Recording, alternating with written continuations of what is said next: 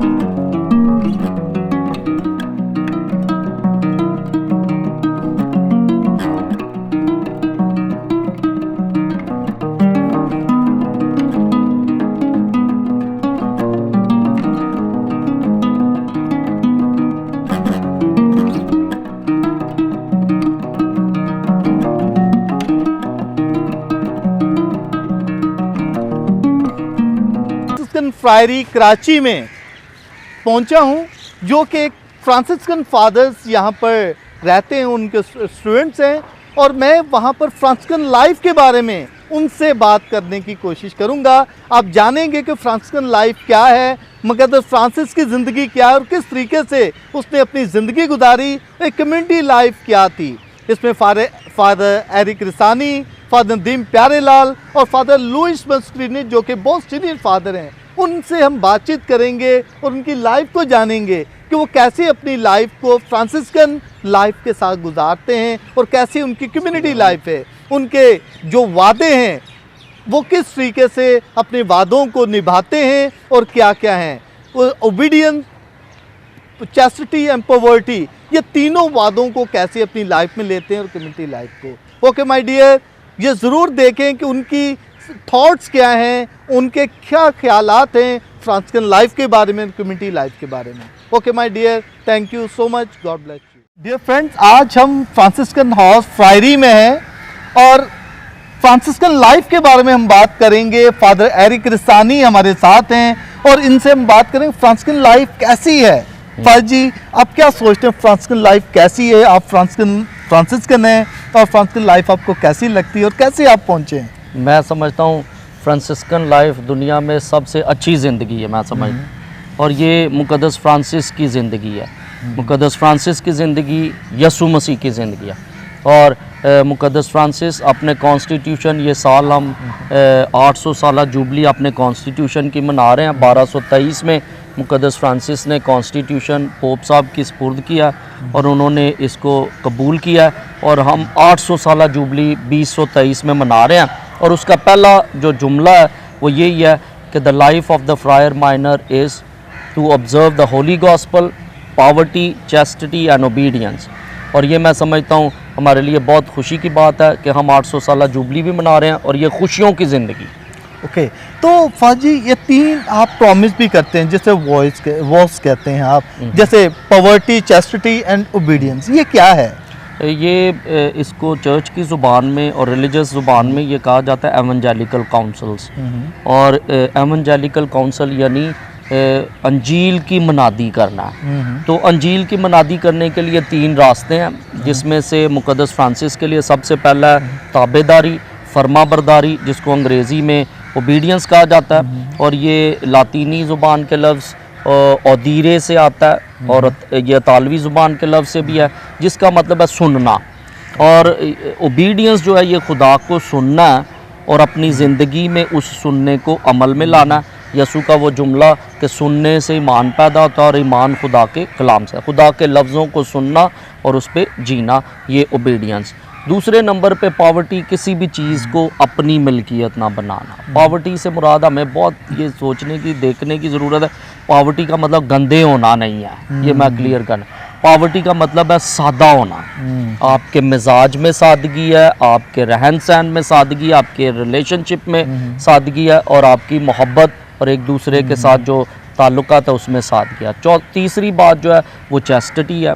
Chastity यानी आपके purity of mind, purity of heart. और ये दोनों चीज़ें अगर आपकी ज़िंदगी में पाकीज़गी है तो मैं समझता हूँ आप खुदा के साथ अपने अच्छा रिश्ता बांध सकते हैं। तो ये 3 रास्ते हैं जिनको अंजीली इक़दार भी कहा जाता है, एवंजेलिकल काउंसिल भी है। खुदा के मिशन को आगे बढ़ाने के लिए है फरमा बरदारी, गरीबी और पाकदामनी। ओके, ये फाजी, ये जो मैं कहता हूँ फ्रांसिस्कन लाइफ, मैं भी फ्रांसिस्कन लाइफ में रहा हूँ, मुझे वाकई रियली मज़ा आता था इस लाइफ में, एक अच्छा मिलजुल कर रहना। लेकिन आप तो थैंक्स गॉड के फ्रायरी में अभी एज इंचार्ज हैं, फिलोसफर भी हैं और बहुत सारी चीज़ें।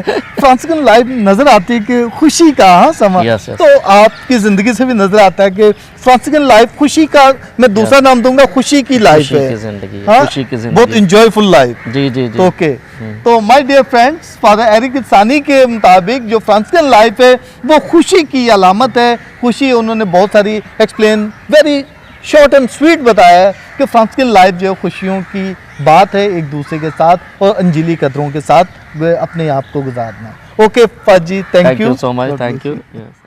माय डियर फ्रेंड्स, हमारे दरमियान में बहुत ही फ्रांसिस्कन लाइफ के मुताबिक हम बात जो कर रहे हैं, हमारे बहुत सीनियर फादर लुइस मस्कुरिनस हमारे साथ हैं। उनसे हम कम्युनिटी लाइफ के बारे में पूछेंगे, फ्रांसिस्कन लाइफ के बारे में उनका क्या ख्याल है।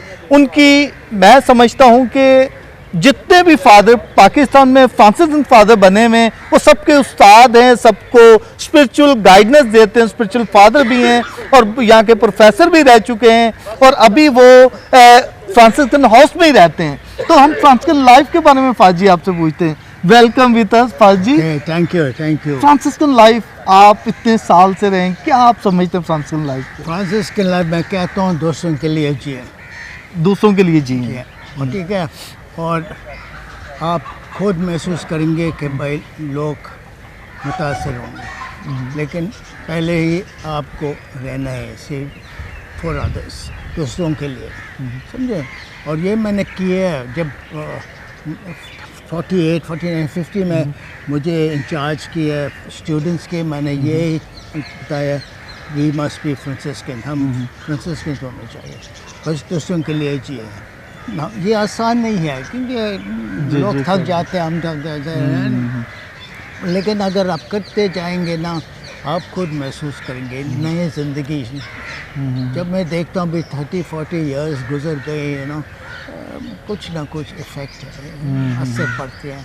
तो मैं कहता हूँ, ये मैं चाहता हूँ, मैं बहुत खुश हूँ कि थर्ड ऑर्डर और ये आप करते हैं, करते जाएं, लेकिन मान ले कि अगर हम शौक़ से करते जाएंगे तो फिर चर्च आगे जाएंगे। जी, तो फाजी आप इतने साल फ्रांसिस्कन लाइफ में रहे हैं, आपने बहुत सारे स्टूडेंट्स को पढ़ाया, बहुत सारी एक फ्रांसिस्कन वे ऑफ लाइफ आपने दूसरों को बताई कि ये है, आपकी लाइफ से भी नज़र आता है कि आपके अंदर फ्रांसिस्कन बसता है। तो ये फ्रांसिस्कन लाइफ मैं समझता हूँ कि एक कम्युनिटी लाइफ, उसमें जो हम कम्युनिटी लाइफ में आते हैं तो वहाँ क्या आप महसूस करते हैं? मैं कम्युनिटी लाइफ है, ये मैं कहता हूँ सबसे पहले चीज़ नमूना देना। ओके, ठीक है। अगर आप फ्रांसिस्कन है, आपके दोस्त कौन है?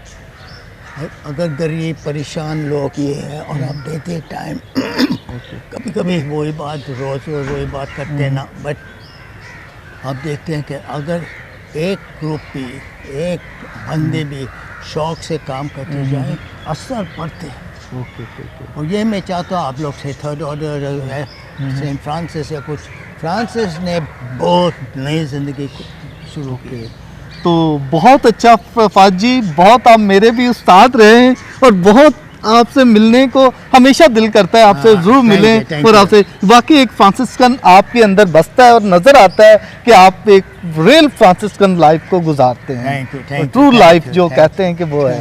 Okay, thank you. My dear friends, जो फादर नदीम प्यारे लाल हैं, बहुत फेमस पर्सनालिटी हैं और वो मुकद्दस फ्रांसिस के बारे में कुछ ऐसी बात उनसे पूछेंगे जो कि बहुत ही इम्पोर्टेंट है, क्योंकि मुकद्दस फ्रांसिस को अमन का पैगंबर कहा जाता है और कायनात के बारे में उसने एक दुआ लिखी है जो कि पूरी कलीसिया बल्कि पूरे लोग एक अमन के हवाले से, कायनात के हवाले से उसने जो अमन की दुआ लिखी है वो यूएनओ ने अपनी बिल्डिंग के ऊपर और पास उसने दरवाजे के पास भी लिखी है। उसके बारे में फादर नदीम प्यारेलाल का हम पूछेंगे, उनका क्या राय है उसके बारे में।